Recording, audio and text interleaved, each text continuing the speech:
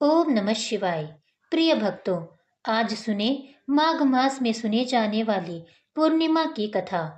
माघ पूर्णिमा की पौराणिक कथा के अनुसार एक नगर में धनेश्वर नाम का एक ब्राह्मण रहता था। उसकी पत्नी का नाम रूपवती था, जो कि बहुत ही पतिव्रता और सर्वगुण संपन्न थी। लेकिन उन्हें कोई संतान नहीं थी, इसलिए वो दोनों बहुत चिंतित रहते थे। एक बार उस नगर में एक महात्मा आए। उन्होंने उस नगर के सभी घरों से दान लिया, लेकिन धनेश्वर की पत्नी जब भी उन्हें दान देने जाती तो वो उसे लेने से मना कर देते थे।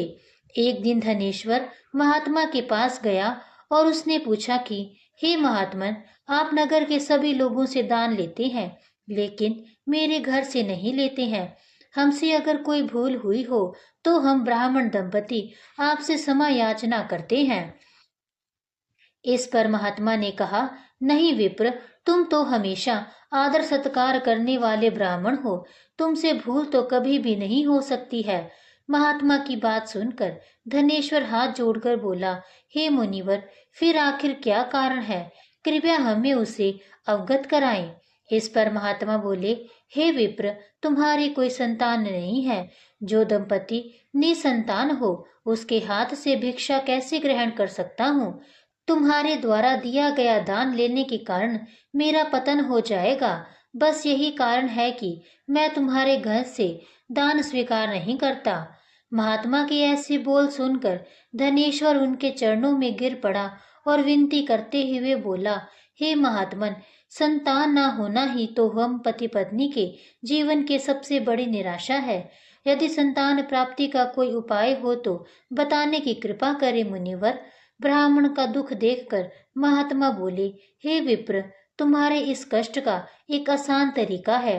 तुम्हें 16 दिनों तक श्रद्धा पूर्वक काली माता की पूजा कर उन्हें प्रसन्न करना होगा, तो उनकी कृपा से अवश्य तुम्हें संतान की प्राप्ति होगी।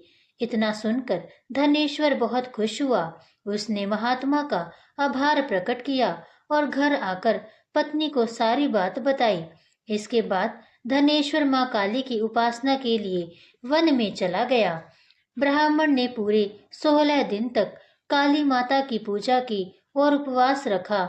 उसकी भक्ति देखकर और विनती सुनकर काली माता ब्राह्मण के सपने में आई और बोली, हे धनेश्वर, तू निराश मत हो। मैं तुझे संतान के रूप में संतान की प्राप्ति का वरदान देती हूँ, लेकिन 16 साल की अल्पायु में ही उसकी मृत्यु हो जाएगी। काली माता ने कहा, यदि तुम पति पत्नी विधि पूर्वक 32 पूर्णिमा का व्रत करोगे तो तुम्हारी संतान दीर्घायु हो जाएगी। प्रातः काल जब तुम उठोगे तो तुम्हारे यहाँ आम का एक वृक्ष दिखाई देगा। उस पेड़ से एक फल तोड़ना और ले जाकर अपनी पत्नी को खिला देना। शिव जी की कृपा से तुम्हारी पत्नी गर्भवती हो जाएगी। इतना कहकर माता अंतर ध्यान हो गई।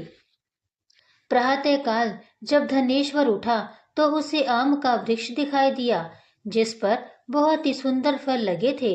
वो काली माँ के कहे अनुसार फल तोड़ने के लिए वृक्ष पर चढ़ने लगा। उसने कई बार प्रयास किया, लेकिन फिर भी फल तोड़ने में असफल रहा। तभी उसने गणेश भगवान का ध्यान किया और गणपति की कृपा से इस बार वो वृक्ष पर चढ़ गया और उसने फल तोड़ लिया। धनेश्वर ने अपनी पत्नी को वो फल दिया, जिसे खाकर वो कुछ समय के बाद गर्भवती हो गई। दंपति काली माँ के निर्देश के अनुसार हर पूर्णिमा पर दीप जलाते रहे।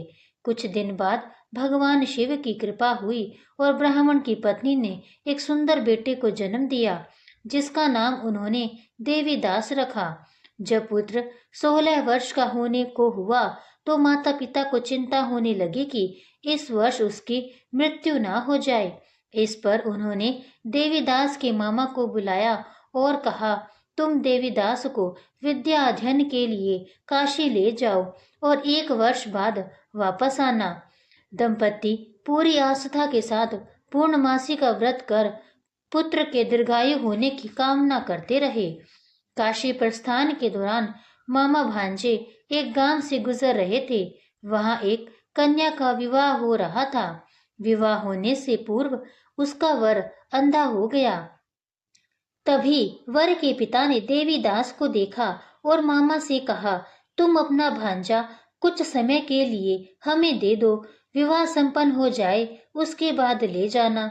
ये सुनकर मामा ने कहा, यदि मेरा भांजा ये विवाह करेगा तो कन्यादान में मिले धन आदि पर हमारा अधिकार होगा। वर के पिता ने मामा की बात स्वीकार कर ली और देवीदास के साथ कन्या का विवाह संपन्न करा दिया। इसके बाद देवीदास पत्नी के साथ भोजन करने बैठा, लेकिन उसने उस थाल को हाथ नहीं लगाया। ये देखकर पत्नी बोली, स्वामी, आप भोजन क्यों नहीं कर रहे हैं? आपके चेहरे पर ये उदासी कैसी? तब देवीदास ने सारी बात बताई। यह सुनकर कन्या बोली, स्वामी, मैंने अग्नि को साक्षी मानकर आपके साथ फेरे लिए हैं। अब मैं आपके अलावा किसी और को अपना पति स्वीकार नहीं करूंगी। पत्नी की बात सुनकर देवीदास ने कहा, ऐसा मत कहो, मैं अल्पायु हूँ। कुछ ही दिन में 16 वर्ष की आयु होते ही मेरी मृत्यु हो जाएगी। इस पर उसकी पत्नी ने कहा, स्वामी, जो भी मेरे भाग्य में लिखा होगा वो उसे स्वीकार है। देवीदास ने उसे समझाने की बहुत कोशिश की, लेकिन जब वो नहीं मानी तो देवीदास ने उसे एक अंगूठी दी और कहा, मैं काशी जा रहा हूँ, लेकिन तुम मेरा हाल जानने के लिए एक पुष्प वाटिका तैयार करो।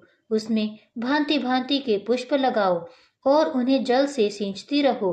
यदि वाटिका हरी भरी रहे, पुष्प खिले रहे, तो समझना कि मैं जीवित हूँ, और जब ये वाटिका सूख जाए तो मान लेना कि मेरी मृत्यु हो चुकी है। इतना कहकर देवीदास काशी चला गया।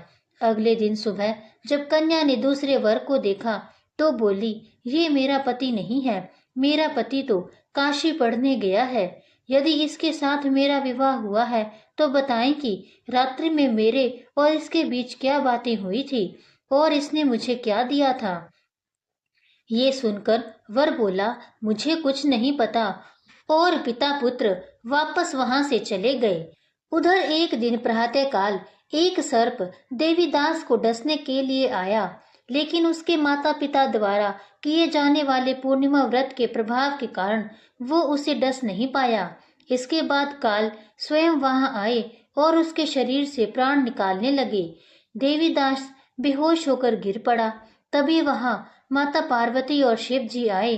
देवीदास को बेहोश देखकर देवी पार्वती बोली, हे स्वामी, देवीदास की माता ने 32 पूर्णिमा का व्रत रखा था, उसके फल स्वरूप कृपया आप इसे जीवन दान दे दे।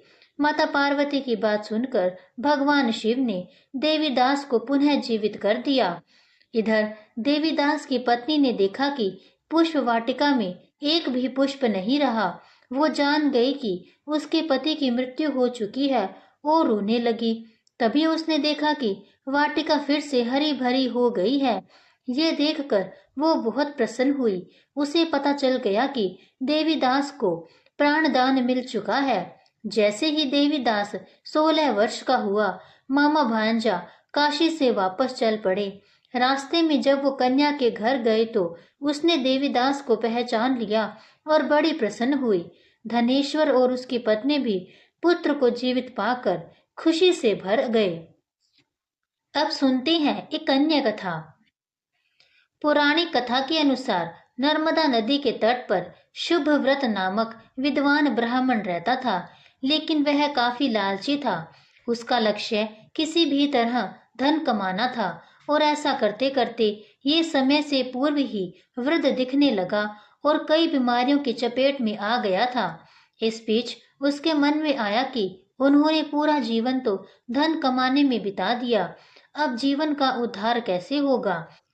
इसी क्रम में उन्हें माघ माह में स्नान का महत्व बताने वाला एक श्लोक याद आ गया। इसके बाद स्नान का संकल्प लेकर ब्राह्मण नर्मदा नदी में स्नान करने लगा। करीब 9 दिनों तक स्नान के बाद उसकी तबीयत और भी ज्यादा खराब हो गई और इसी दौरान मृत्यु का समय भी आ गया। वे सोच रहे थे कि जीवन में कोई सत्कार्य न करने के कारण उन्हें नरक में जाना पड़ेगा, लेकिन माघ मास में स्नान के कारण उन्हें मोक्ष की प्राप्ति हुई। पौराणिक मान्यता है कि जो व्यक्ति श्रद्धापूर्वक पूर्णिमा का व्रत रखता है या कथा सुनता है, उन्हें संतान का सुख मिलता है और सभी मनोकामनाएं पूरी होती है। इसी के साथ पूर्णिमा की कथा समाप्त होती है। अगर आपको आज की यह कथा पसंद आई हो तो कमेंट्स में ओम नमः शिवाय जरूर लिखिएगा और मेरे चैनल को सब्सक्राइब भी जरूर कीजिएगा। धन्यवाद।